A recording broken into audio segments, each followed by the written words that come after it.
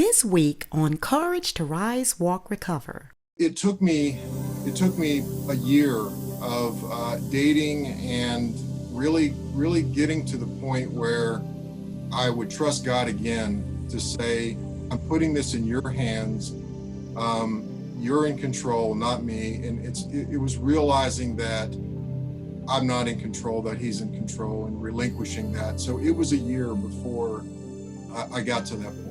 Hey, okay. That sounds like a great story of recovery. Don't shut down. Don't say I can do this by myself. Because you need to surround yourself with people that love you, people that are Christians, people who are following God, people who will put God's word inside of you. Because there were times in my life I was never suicidal, but I was extremely depressed. I was extremely vulnerable. I did not want to get up. I didn't want to. I remember telling my mom, I don't want to. She was like, why don't you go take a nap and rest? And so I'm like, Mom, if I go take a nap, I'm going to wake up to my nightmare again. It sounds like God pulled you to. There was a lack in both of your lives. And I'm just loving the way that God pulled the two of you together, because he did say, I will perfect the things that lacketh in your life or concerning you. And I just love the story, and I just want everyone to hear this story of recovery. But I will rise, I'm going to rise, leave these earthly cares, rise, my feet won't touch the ground, rise, when that trumpet sounds. Hello, everybody, and welcome to Courage to Rise, Walk, Recover. Because many of you are living with the pain of losing a loved one, on this show, I strive to increase your awareness of others who have also endured loss. So today, I am happy to have my special guest, Hala Skinner. So Hala, welcome to the show. Nice. Hi, nice to meet you. Good, nice having you. So Hala has experienced a couple of losses, from her dad to many others, and I'm just going to allow her to share the story with us today. So Hala, if you would share your story. Okay, so back in 2015, it was quite a year. It started with I lost my job of 20 years. You know, I worked in the same company for 20 years, and they decided to shut down the entire department. 1,000 people were let go, and I was one of them. So that was a huge change for me, because I've never even interviewed for a job before, so I didn't know where I fit in the marketplace. 2 months later, my husband comes to me, and we were married for 18 years at the time, and he says he doesn't want to be married anymore. So that was another big blow. And then 3 months later, my dad ends up in the hospital and dies about 6 weeks after that. That was in July. Then in August, my best friend's dad passes away, who was very dear to me. And then in November, my husband's dad passes away of a heart attack. And then December, we had a couple other close friends that passed away, and then my husband walks out. He stayed, even though he told me back in February that he wanted to leave, he stayed that entire year at home while I was trying to go to counseling, push him into counseling, trying to get our life together, and people were dying around us, basically. So it was quite a year. Wow. So with that, Hala, what were some of the trials and tribulations? So you can share with us how you felt, how hard it was to go through all of this, just to paint a picture of some of the struggles you dealt with. Right. It's funny, because I got to a point where I didn't know what I was crying about. I was constantly crying. Losing my husband was such a shock to me. We had such a great relationship. We had a great marriage. We had 2 kids. I woke up every morning literally saying, Lord God, with all things are possible with you. Yes. Knowing that I didn't know how I was going to face that day. Every day was a struggle. I cried myself to sleep. I cried when I woke up. I got myself dressed every morning and went to work. Somehow or another, I thank God that I started another job in that year. Kind of helped me with people not knowing who I was and didn't know that I was in a state of mourning. So they left me alone, thinking that's her normal. If I had stayed in the job that I was in for 20 years, people would have known something was wrong and would have been even. So God put me in a place where I could be alone to some extent and deal with the loss and deal with but it was, I grabbed onto God like nobody else. One of my really good friends, Cindy, which you know, Yes. she's the one that I ran to many times.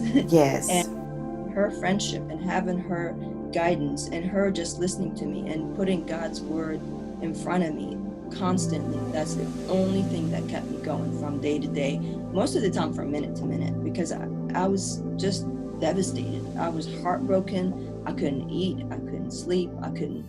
I lost 10 pounds in that year. Wow. Blinking an eye. And I was eating, but I couldn't eat very much. Right.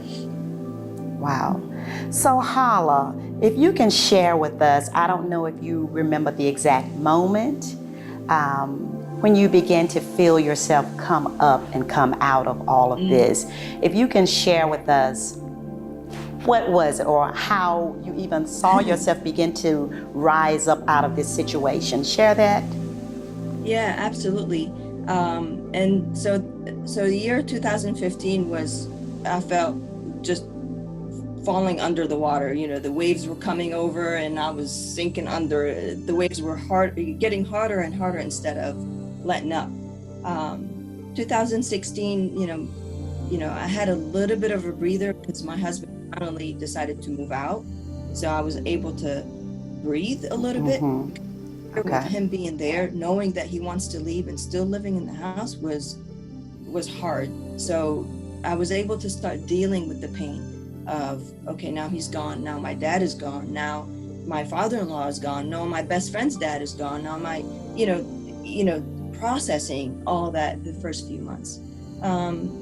It was in July that year, and that first 6 months of that year, I still, you know, even though he moved out, I was still trying to get him to have some reason. I'm like, what are you doing? Do you really want to break up this marriage?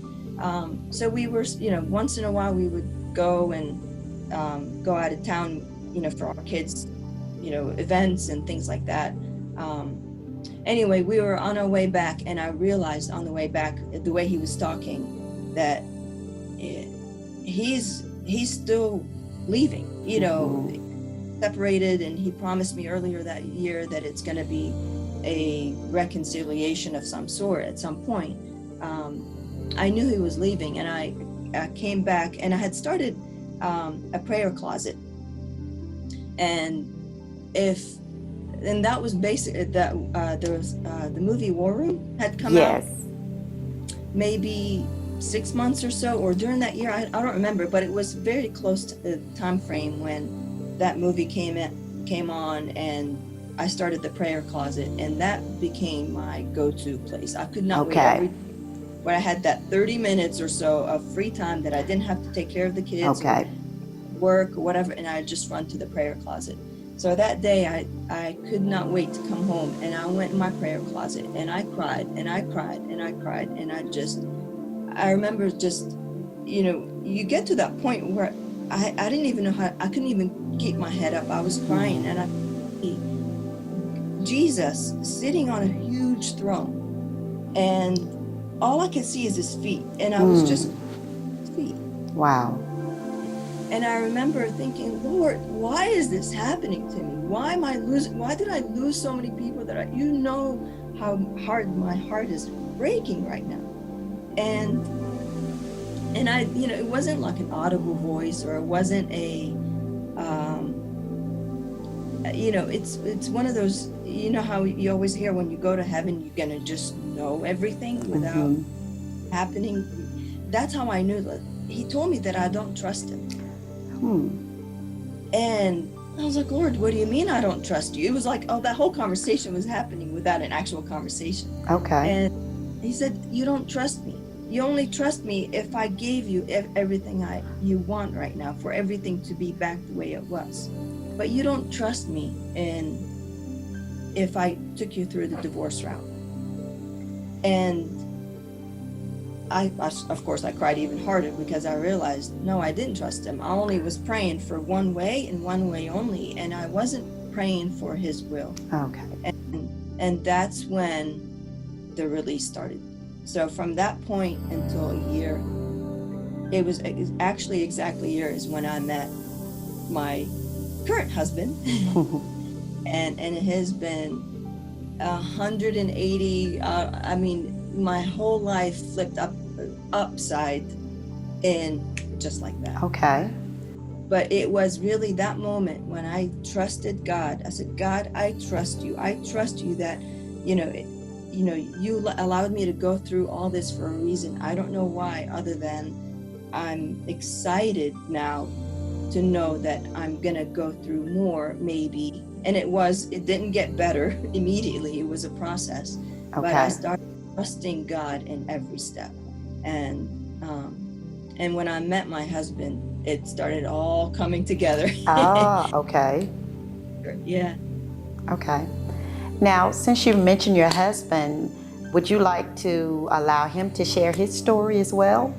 Absolutely.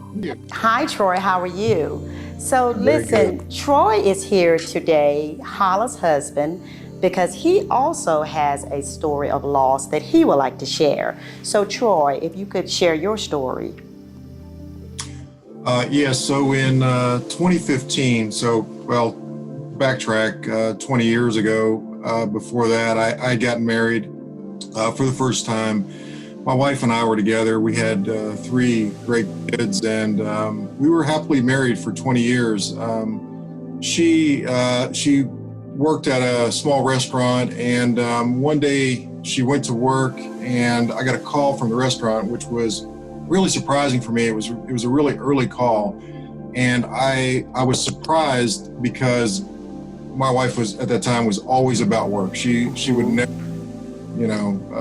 take time out to be away from work. But anyway, she had told me, or the cook there had said that she was sick, was throwing up and laying in a chair. And he said we had called an ambulance to take her to a local hospital. And I said, okay, well, where are you taking her? And I'll go. And so I got the kids going, and we went down there. Come to find out, she had a brain aneurysm, and she was in a hospital that couldn't handle that. Because they needed to release the pressure inside her cranium, and because I guess that's what typically does the damage. Well, she was transported. It took them a little while. They transported her to Wake Med, which is a larger hospital. And by the time they got there, they had done a surgery to release that. They said she was looking positive and everything was looking good. And so we were hopeful. And a few minutes later, they came back out and had another meeting with us and said they're not seeing any brain activity. So we stayed at the hospital, me and my 3 kids, for about 3 days. And because she was an organ donor, and I guess organ donors, there's a small percentage of people that actually can be organ donors because they have to have a beating heart but be brain dead for the most part, and so they had to do a lot of testing to find out, in fact, that was the case. So through a lot of prayers, we had a lot of family there. Of course, now I'm in kind of disarray here, and with 3 kids, and my kids were a little bit older. My sons were 17 and my daughter was 15. But probably one of the most surreal moments was coming back home and just looking around and seeing everything around the house that she had put there, and knowing that she was never going to touch those things again. And it was devastating, to say the least. Of course, God gave me my mother in that time. She lived in Charlotte, but we had space here for her, and she was there completely through the process. She stayed with me for probably a month and a half, until I got all the paperwork right and just mentally being able to process everything. And from that point, of course, I've been saved since I was about 13 years old, and I have a firm belief in God, and I did not blame him for this. I probably blame myself more for it than him. But I did feel lost and disconnected from God at the time, and I was determined that I was on my own going to set my life back on track, and that I was going to get over this. And everybody tried to convince me, you need grief counseling, you should go through this process. And I'm a bit of a private person, especially at that time, and I thought, I don't want to do that. I like being private. I can deal with this. Okay. I will say, looking back, I do regret that decision. I think the process would have been expedited and a lot less problematic had I taken that advice. Right.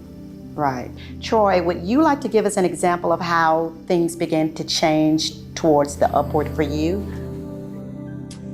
Well, I decided that I was going to fill the void and start dating. And instead of reaching out more to God, I was trying to fill that relationship with another woman. And so I dated several times, and nothing would ever work out. And it took me a while. I finally came to the end of myself, and I prayed, and I said, God, if I'm never with anybody again, I'll accept that. I'm putting it in your hands. If you want me to be with somebody or want me to be alone, it's in your hands. And that from that moment, probably within days, I met Hala actually on Christian Mingle, and we were just really forming a friendship, and that was the intention, was to be friends, and if anything happened from there, then great. But when we sat down and met, it was instant chemistry. But to go back to what you're saying, it took me a year of dating and really getting to the point where I would trust God again to say, I'm putting this in your hands. You're in control, not me. And it was realizing that I'm not in control, that he's in control, and relinquishing that. So it was a year before I got to that point. Hey, okay. That sounds like a great story of recovery. So I would like for you both to answer this one. It sounds like God pulled you two. There was a lack in both of your lives. And I'm just loving the way that God pulled the two of you together, because he did say, I will perfect the things that lacketh in your life or concerning you. And I just love the story, and I just want everyone to hear this story of recovery. I mean, a lot of loss and tragedy, but a great story of recovery. So what advice, or what would you tell others that have gone through, and there are so many times that you really don't believe you can face tomorrow? You think it is so hard that you can't get through, you cannot get past it, because the loss hits in a heavy way, and I know myself, it hits in a really heavy way. What would you offer to others as far as advice on how to come out, or how God has done it for you? One of my biggest, I've actually had a friend of mine, talk to me about another person who's kind of going through the same things I was going through. And what I told her is, don't shut down. Don't say, I can do this by myself. Because you need to surround yourself with people that love you, people that are Christians, people who are following God, people who will put God's word inside of you. Because there were times in my life, I was never suicidal, but I was extremely depressed. I was extremely vulnerable. I did not want to get up. I didn't want to. I remember telling my mom, I don't want to. She was like, why don't you go take a nap and rest? And so I'm like, Mom, if I go take a nap, I'm going to wake up to my nightmare again. You know, it's different when you go to sleep and you have a nightmare and you wake up, okay, everything's fine. Right. It's different when you know that you're going to sleep and wake up right back into that nightmare, that it won't go away. So having close friends like Cindy was integral in my life. One of the verses that she shared with me was, delight yourself in the Lord and he'll give you all of your heart's desires. And I remember walking around outside of work. We had a little path that I could walk around in and pray and talk to God and just be alone for 5 minutes between work, so I could just be able to move on to the next day. To the next.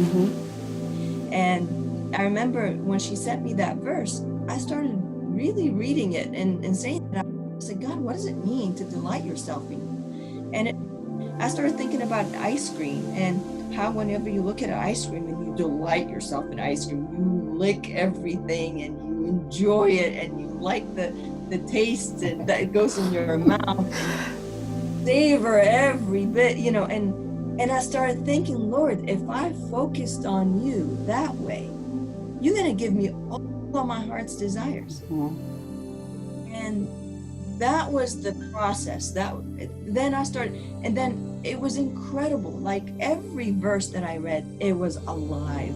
I even remember, praying to God one time. Said, God, don't take this away from me, because I feel so close to you. Yes. It was crazy. You know, I'm like, I wanted to go away, but at the same time, I'm like, Lord, the closeness that I have with you right now is incredible. You know, it was intimacy that I've never felt before with him.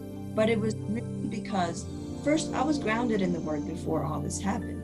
But when it happened, I didn't shut God down. I didn't get angry at God, even though I was questioning why it was all happening at the same time. You know, why can it happen? 1 year this person passes away, next year my husband leaves, 3 years from now, kind of space it out a little bit. Yeah. But when I met him, I realized that my dad passed away in July, his wife passed away in August. Immediately we had that connection, that going through the day that his wife passed away is the day my best friend's dad passed away. So I was going through grief during the time that he was going through grief. Okay. But really I'm sorry, I kind of forgot your original question. What would you share with others on how you have recovered? Yeah, and then I did go to Grief Share. He says he didn't go, and I did go to Grief Share. And I went to about maybe 3 or 4 weeks. I didn't feel like I needed to go for a long time. And I realized there were some people in there that have gone for years and they still haven't gone over their grief. And that really surprised me, because, there is a season for grief and we need to grieve, but we don't need to stay in grief. One of the big things that I heard from there, that we don't need our self-image to be grief. We don't want people to look at us as, oh, poor, pitiful me, even though I kind of started liking that. I wanted people to see, I'm hurting, I need you to come. And that was another turning point for me, when I realized my self-image is in God. And I am princess, I am his daughter, I am his, and he's going to protect me under his shadow. And there's nothing that can mess with me or mess with me, because I'm there with him. Yes. And that was just a small turning point, but it was really a process. It was not overnight. A lot of people think, oh, it's just going to happen just because I'm a Christian, I don't need to go through a tribulation. And that's so wrong, that people think that it's, what's wrong with you? You're a Christian. You've been saying you're a Christian your whole life. Why are you grieving? Well, you know what? I am grieving because God is with me. Yes. He's comforting. And that's great. So there was one thing that was similar for both of you, It's like you both wanted to, especially for Troy, you wanted to kind of work this out on your own. And I thought that was very interesting that you said that, because I think many times we think we should carry the burden or we're strong enough or whatever, but how you said, it's almost like you had to just release and say, okay, God, do this. Just go ahead and do this for me. Any comments on that? Yeah, I would definitely encourage anybody going through, any kind of loss, to understand when you're hurt to that degree, you're open for Satan to tell you, many things, and maybe you would buy into them. But you have to understand, in your weakened state, Christ is strong. So we have to always look to Christ for the strength that we need to get through those times. And I just to speak to everybody out there, my heart feels for everybody that is grieving right now and going through that process. I mean, what we went through, and it's hard, but know that God has something for you on the other side. Trust God. Put your faith in Him. Spend time around other believers. Take counsel from other strong Christians. That I would just say, always see God in your weakness.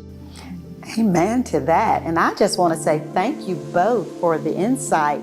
Now, is there anything else that you would like to share before we leave? Anything before we are done with the show? About how excited we are about this life now. And that's good. Yeah, I mean, the miracle, talking about this, delight yourself in the Lord, He'll give you all of your heart's desires.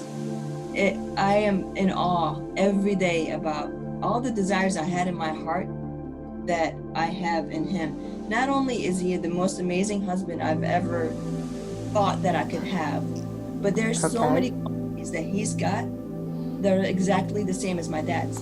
Oh. And I can't tell you how many times, during the process we were dating, I would come over here, and when I leave, he would stand outside and just put his hand up and say bye. That was exactly how my dad used to.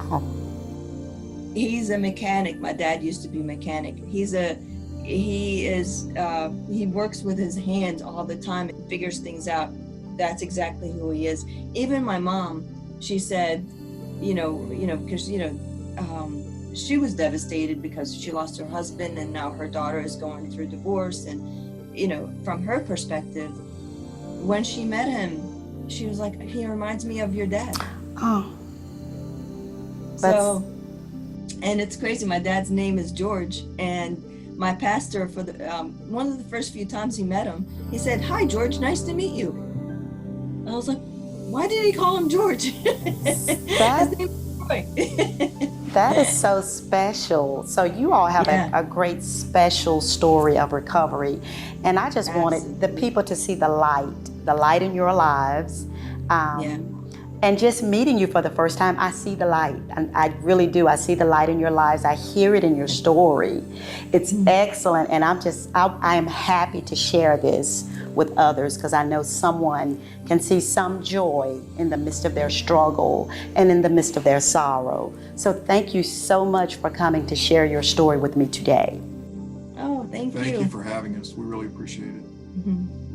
Thank you for choosing to share your time with me on this show. Join me again the next time as we hear various life experiences of others who are living with loss.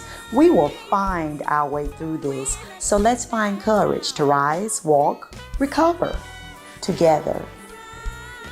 If you would like to become a sponsor of this show, you can contact us via email at courage2rwr@gmail.com. If you have enjoyed the show, you can also find us on Facebook and YouTube by searching for Courage2, Rise, Walk, Recover. You can also find us on Instagram and Twitter under Courage2, RWR. And thanks for tuning in.